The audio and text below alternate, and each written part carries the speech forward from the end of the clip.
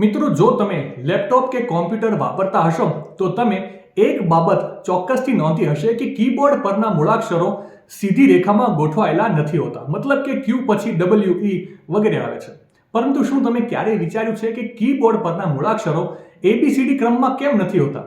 તો વાસ્તવમાં શરૂઆતમાં કીબોર્ડ કીઝને મૂળાક્ષરોના ક્રમમાં ગોઠવવામાં આવી હતી, પરંતુ જ્યારે ટાઈપરાઇટર શોધાયું ત્યારે જાણવા મળ્યું કે જો બધા અક્ષરો એક જ ક્રમમાં ગોઠવવામાં આવે તો ટાઈપિંગ કરતી વખતે આંગળીઓ વારંવાર એક જ સ્થાન પર અથડાશે, જેનાથી ટાઈપિંગ સ્પીડ ઓછી થઈ શકે છે.